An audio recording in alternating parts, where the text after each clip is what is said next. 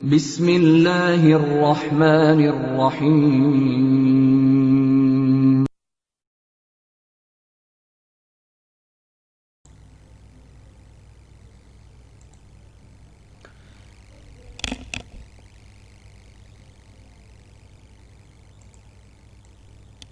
Assalamu alaikum. Now we have to start learning about the application of lenses. All of you know already studied about all type of lenses, convex lenses or concave lenses and their types as well. Now first application is the camera.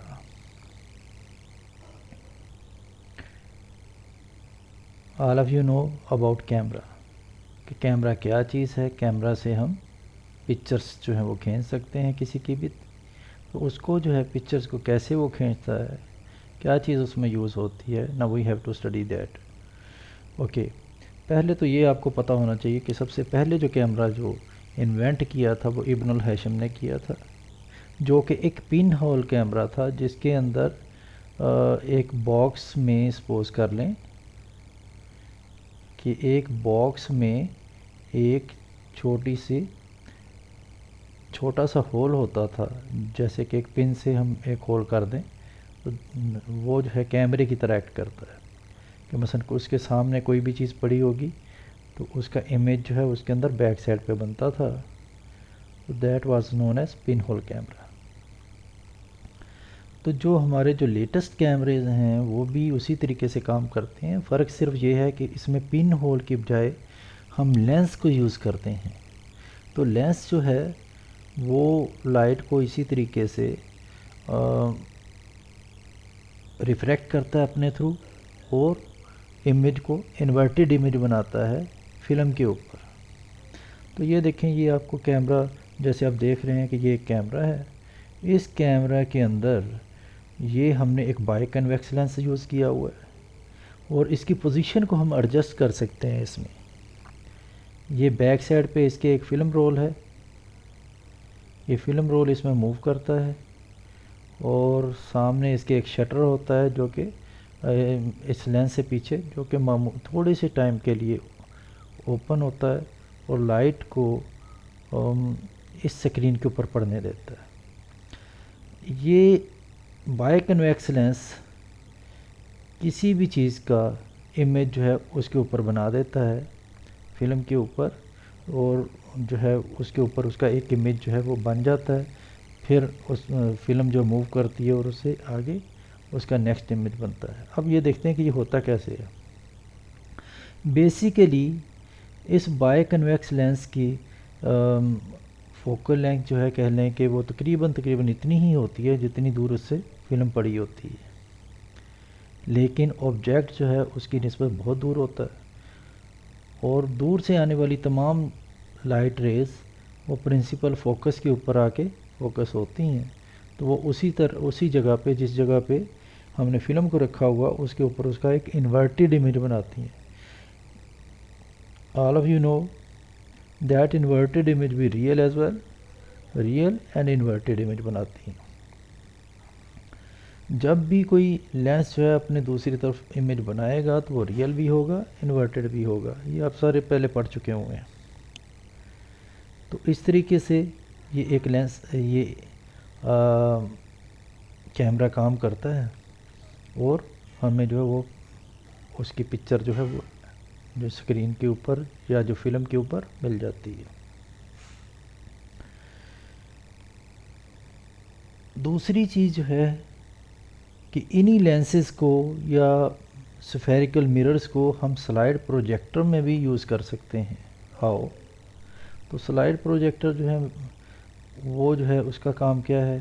Slide projector जो है एक slide को, जैसे कि आप जो है biology के अंदर देखते हैं कि बायोलॉजी के अंदर हम मुख्तलिफ स्लाइड्स को स्टडी करते हैं, मुख्तलिफ जो चीज़ों की स्लाइड्स बनी हुई हैं उसे आप माइक्रोस्कोप के नीचे देखते हैं। तो इसी तरह से यहाँ पे स्लाइड को रख के और हम उसका इमेज जो है स्क्रीन के ऊपर बड़ा लार्ज इमेज जो वो हासिल कर सकते हैं। इसमें एक कनकेव मिरर यूज़ होता है और उसके प्रिंसिपल फोकस पे हमने लाइट का सोर्स लगाया हुआ होता है। वो लाइट का सोर्स से आने वाली जो रेज़ हैं वो रिफ्लेक्ट होती हैं through this concave mirror and become parallel to the principal axis. और ये इसके दो इससे हमें फ़ायदे होते हैं। एक तो हमें वो पैरेलल लाइट रेज यहाँ से मिल जाती हैं, दूसरा ये है कि जो बैक साइड पे जो लाइट इसमें से पास करना होती है वो नहीं हो पाती, और वो सारी की सारी लाइट जो ज़ाया होनी होती है वो भी रिफ़्लेक्ट होके तो इस स्क्रीन को या इस स्लाइड को जो है इल्यूमिनेट करने के काम आ जाती है। दूसरा, इसके अंदर हम दो लेंस यहाँ पे यूज़ करते हैं। जैसे आप ये देख रहे हैं, ये दोनों लेंस किस किस्म के हैं? ये दोनों कन्वेक्स लेंस हैं, लेकिन इनकी एक एक साइड जो है प्लेन है। तो these are the plano convex lens. Plano convex lens को इस तरीके से एक दूसरे के साथ रखा जाता है कि उनके जो कन्वेक्स साइड होती है एक दूसरे की तरफ होती है। So in this form this whole construction is known as condenser. तो ये काम क्या करता है? ये लाइट रेज को एक तो पैरेलल कर देता है, जितनी भी लाइट रेज इसमें से जा रही हैं, और उनको इकट्ठा जो आगे जाने देता है, and it is known as condenser. तो ये बहुत सी एप्लीकेशन के अंदर यूज़ होता है। तो इसी तरीके से और जगहों पे भी यूज़ होता है, जैसे कि हम ये जो स्लाइड प्रोजेक्टर में यूज़ कर रहे हैं। यहाँ से आने वाली लाइट रेज जब वो इधर इनमें से पास करती हैं और पैरेलल हो जाती है प्रिंसिपल एक्सिस के, तो उसके सामने हमने स्लाइड रखी हुई होती है जिसमें से वो गुज़रने के बाद एक बाय कन्वेक्स लेंस में से गुज़रती है। जब वो बाय कन्वेक्स लेंस में से गुज़रती है तो बाय कन्वेक्स लेंस उन तमाम रेज़ को इन्वर्ट कर देता है, यानी ऊपर वाली नीचे, नीचे वाली ऊपर, दाएं वाली बाएं, बाएं वाली दाएं। और इस तरीके से जो उसके सामने हमने स्क्रीन रखी हुई है, स्क्रीन के ऊपर हमें एक इन्वर्टेड और रियल इमेज मिलता है। रियल और इन्वर्टेड इमेज मिलता है। अब ये देखें, यहाँ बात एक समझने वाली है कि जितना हम जो है स्क्रीन में और लेंस में डिस्टेंस को इंक्रीज़ करते चले जाएंगे, उतना ही हमें लार्ज इमेज मिलेगा, मैग्नीफिकेशन उतनी ज़्यादा होती चली जाएगी।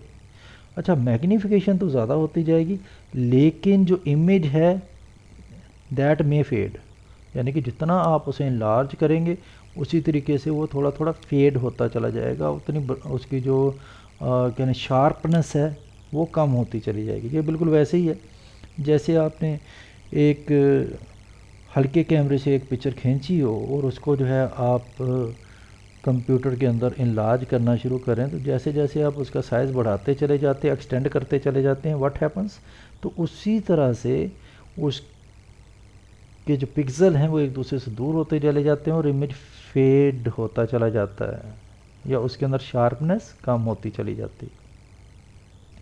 क्योंकि यहाँ से हमने, और ये कंडेंसर का काम भी ये था कि मैक्सिमम लाइट रेज आएँ और मैक्सिमम लाइट रेज जो है इसमें से पास करें और इधर जाके स्क्रीन के ऊपर इमेज बनाने का बायस हो, ताकि इमेज फेड ना हो। तो अब ये देखें, मैक्सिमम का भी कोई नंबर तो है ना, तो उसने भी एक यानी ख़ास साइज़ के बाद जाके फेड होना ही होना है। बहरहाल ये इसकी जो है कंस्ट्रक्शन है स्लाइड प्रोजेक्टर की। इसमें फिर एक दफ़ा देख लें, इसमें एक कनकेव मिरर यूज़ होता है जो कि लाइट रेज को जो है वो जो है पैरेलल करता है और मूव करता है टुवर्ड्स दी कंडेंसर, और ये कंडेंसर जो कि दो लेंस से मिलकर बना हुआ है वो लाइट रेज को पैरेलल करता है, और वो पैरेलल लाइट रेज स्लाइड में से पास करती हैं, और स्लाइड के अंदर जो भी इमेज है वो उसी तरीके से लाइट रेज उसमें से पास करेंगी। अगर डार्क होगा तो डार्क में से कम, लाइट पोर्शन में से ज़्यादा, तो वो जो है ट्रांसपेरेंट, जितना ट्रांसपेरेंट होगा उसमें से उतनी लाइट रेज पास कर जाएंगी। ये आगे उसके जो है हमने बाय कन्वेक्स लेंस लगाया, वो उन तमाम रेज को जो है इन्वर्ट कर देता है। So we will get real and inverted image there on the screen, और स्क्रीन के जितना भी हम डिस्टेंस रखेंगे उसके मुताबिक हमें इमेज मिलेगा। अगर दूर करते चले जाएंगे इमेज का साइज़ तो बढ़ता चला जाएगा, लेकिन उसकी शार्पनेस कम होती चली जाएगी। तो ये स्लाइड प्रोजेक्टर था। उसके बाद हमारे पास फ़ोटोग्राफ इनलार्जर है। फ़ोटोग्राफ इनलार्जर और स्लाइड प्रोजेक्टर में बहुत माइनर सा डिफरेंस है अगर आप गौर करें तो। ये देखें, फ़ोटोग्राफ इनलार्जर में हमने एक बल्ब लगाया हुआ है, लेकिन चूँकि ये हमने इनक्लोज़ किया हुआ है पूरी बॉडी के अंदर, तो इसके पीछे भी वैसे हम कनकेव मिरर लगा सकते हैं। तो ये देखें इसके सामने उसी तरीके से हमने कंडेंसर लगाया, 2 लेंस लगे हैं जो कि कन्वेक्स लेंस हैं, लेकिन प्लेनो कन्वेक्स लेंस हैं। वो लाइट इसको पैरेलल करते हैं। उसके सामने हमने फ़िल्म रखी हुई है, तो फिल्म में से जब लाइट पास करेगी तो अब उसके सामने हमने उसी तरीके से बाय कन्वेक्स लेंस है, वो उसको इन्वर्ट करके एक इन्वर्टेड इमेज जो है फोटोग्राफिक पेपर के ऊपर बनाएगा। तो वो उसी तरीके से उसका जो है साइज़ इनलार्ज होगा, उतना ही इनलार्ज होगा जितना हम इन दोनों के दरमियान में डिस्टेंस को रखेंगे। मसलन अगर हम लेंस और जो है फ़ोटोग्राफिक पेपर के दरमियान में डिस्टेंस है वो कम रखेंगे तो हमें जो है स्मॉल इमेज मिलेगा, और अगर हम इसे बढ़ाते चले जाएंगे तो इमेज उतना ही इनलार्ज होता चला जाएगा। तो इस तरीके से हम फ़ोटोग्राफ को इनलार्ज कर लेते हैं। लेकिन मसला वही है कि जितना हम उसे इनलार्ज करेंगे उतना ही उसकी शार्पनेस जो है वो कम हो जाती है। नो डाउट कि शार्पनेस तो कम हो जाती है, लेकिन हम देखते हैं कि बड़े बड़े जो बिल बोर्ड्स लगे होते हैं उनके ऊपर बड़े बड़े इमेजेस होते हैं। तो अब वो जो बड़े बड़े इमेजेस हैं वो क्यों हमें शार्प नज़र आ रहे होते हैं? क्योंकि हम उन्हें देखते ही दूर से हैं, जब उनके पास जाके देखते हैं तो उनमें वो शार्पनेस नहीं होती। तो दूर से जो है हमें वो चीज़ जो बड़ी चीज़ है वो शार्प ही नज़र आएगी, वो जितना भी मर्ज़ी फेड हुआ हो। लेकिन जब करीब जाके देखेंगे तो हमें पता चलेगा कि वो शार्प इमेज नहीं है। अच्छा, तो ये था फोटोग्राफ इनलार्जर। अब हम बात करते हैं सिंपल माइक्रोस्कोप। ये कोई नई चीज़ नहीं है आप लोगों के लिए, आप लोग ऑलरेडी पहले भी सिंपल माइक्रोस्कोप जो है इस्तेमाल करते रहे हैं, लेकिन आप जानते नहीं कि ये सिंपल माइक्रोस्कोप है। आपने अक्सर जो है बाय कन्वेक्स लेंस इस्तेमाल किया होगा, और बाय कन्वेक्स लेंस मुख्तलिफ़ चीज़ों में जो है कहने भी बना हुआ आ जाता है। जैसे आप लोग स्केल इस्तेमाल करते हैं, स्केल्स के अंदर भी, प्लास्टिक के स्केल्स के अंदर कुछ में जो है वो बाय कन्वेक्स लेंस बना हुआ होता है।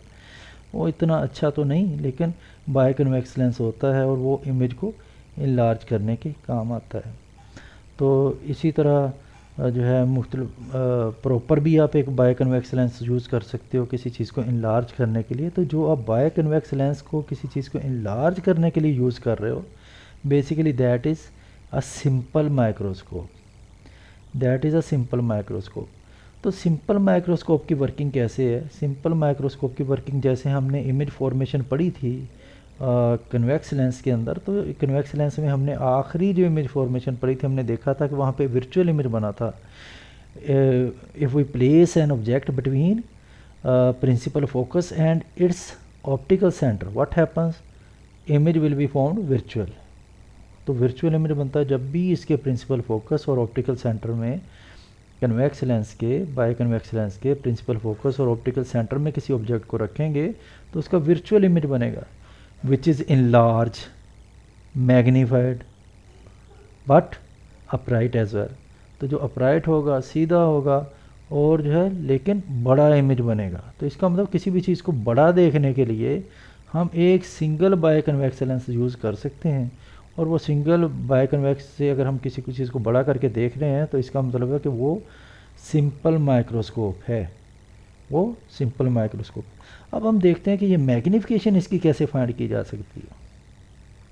देखिए, जब भी हम किसी चीज़ को देखते हैं तो उस चीज़ के साइज़, मसलन उसका जो अपर एंड है, लोअर एंड है, उनको देखते हुए एक अपर एंड से और लोअर एंड से अगर लाइन को ड्रा करें अपनी आंख तक तो एक उसके दरमियान में एक एंगल बनता है।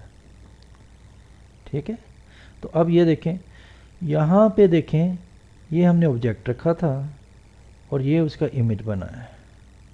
तो ऑब्जेक्ट के लिए भी एक एंगल बनेगा। जैसे ये देखें, हाइट ऑफ ऑब्जेक्ट है, तो इसके लिए एंगल जो बना वो that is the theta, that is the theta. और जो इसी तरीके से जो डिस्टेंस है ऑब्जेक्ट में और आंख के अंदर, दैट इज़ डी ओ। वो क्या चीज़ है? D O. ओके, अब हम क्या करते हैं, तो ये थीटा जो है एंगल है।